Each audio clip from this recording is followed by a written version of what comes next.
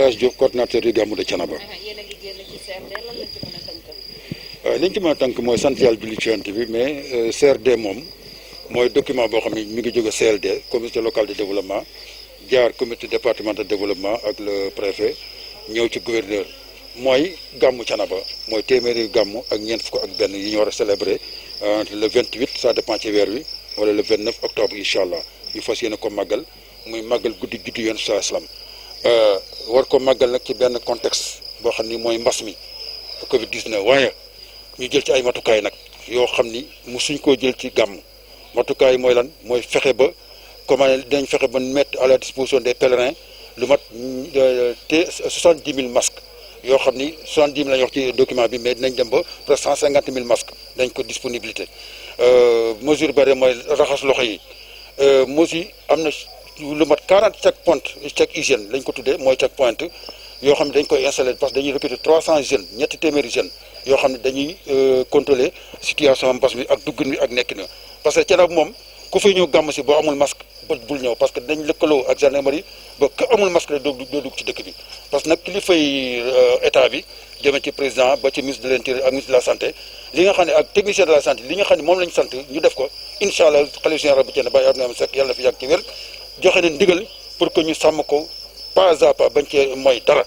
mooy takk masque yi mooy raxasu yi mooy fexe ba aussi dajaloo bi danañ ci veiller moo tax ñu jël 300 jeunes booleeg waa service d'hygiène booleeg waa Croix-Rouge ak lépp loo xam ne ñu ngi yëngu ak sécurité que ñu mën a encadrer pèlerins yi ba nga xam ne mbas mi incha allah kenn du fa am mbas ba gàmm gi jeexee en tout cas disponible yooyu jël nañ ko jël problème ndox aussi wax nañ ci problème courant bi wax nañ ci problème mu wér-gu-yaram wax nañ ci donc courant bi ak ndox bi dañ ne gàmm moom bu courant yembee ndox yemb sécurité yemb wér-gu-yaram yemb rek je crois que li ci des yàlla mën na ci def sutura gàmm gi day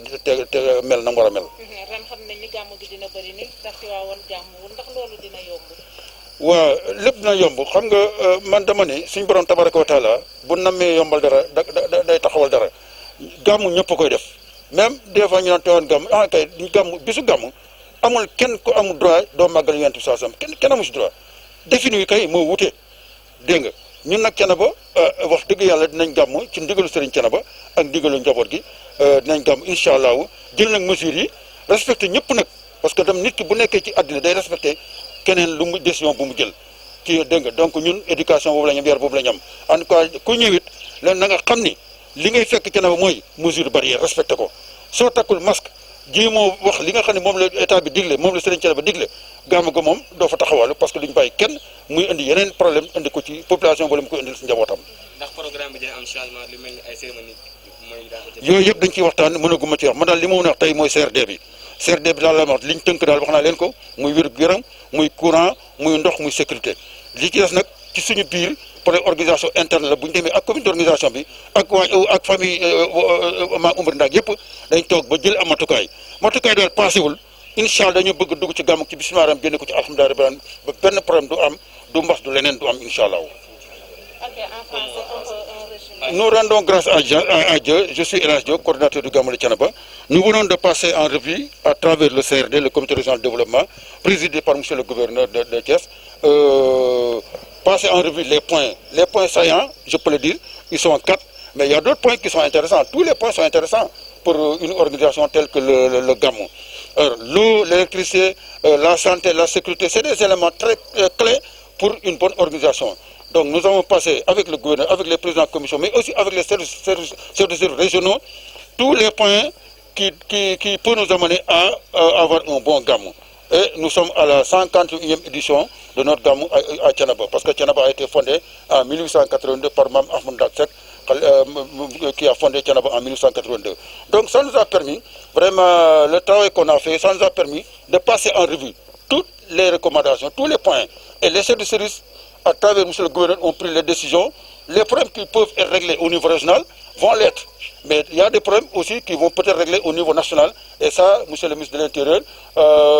va diligenter ses activités lors peut-être d'une réunion nationale avec M. le ministre de l'Intérieur. En tout cas, Thiénaba a été tout satisfait des réunions du CLD, du CDD, du CRD et du CND de la réunion nationale. Parce que toujours, les autorités étatiques ont toujours prêté une forte une rotation aux préoccupations recommandées et demandées par le Khalife général de Thiénaba. Ça sera facile vis-à-vis que Tivaouane ne célèbre pas cette année le Gamou. Tout le monde célébrera le Gamou. Ça dépend de la façon dont les gens célèbrent le Gamou. En tout cas, au niveau de Thiénaba, on a pris toutes les dispositions idoines pour organiser ce rassemblement. C'est les mesures barrières. C'est ce que les techniciens de la santé, les autorités sanitaires du pays, en commençant par monsieur le Président de la République, le ministre de l'Intérieur et le ministre de la Santé, les instructions qu'ils ont données, on va les respecter à la lettre. Et on va faire de telle sorte que Thiénaba aura 0 cas de Covid après Gamou, parce que c'est des dispositions qu'on a mis en place. On a mis des chèques hygiène. On a recruté 300 jeunes qui vont être accompagnés par le service d'hygiène, par la Croix-Rouge, mais aussi par les techniciens de la santé. Et on a pris toutes les dispositions, toutes les portes de Thiénaba qui mènent sur Thiénaba, il y aura un check hygiène qui sera là-bas. Et quand tu viens, quand tu n'as pas de masque, tu ne rentres pas à Thiénaba. Ça, c'est des exclus. Bon, ça aussi, c'est quelque chose qu'on va discuter en interne avec la famille. Merci beaucoup. Bokk Thiénaba TV mi ngi jaar ci YouTube nag day kër goo xam ni dalloo na télévision yu bari waaye télévision ba ëpp fayda mooy ba ëpp ñu ko seetaan ba ëpp ñu ko abonné ba ëpp ñu cay commentaire kon mbokk yow mi seetaan ba pare aboneel ngir dolli ñu chance ñu gën a jëm ca kanam bësal cloche bi dara bañ laa raw waaye commentéeral ngir mbir mi gën a am fayda.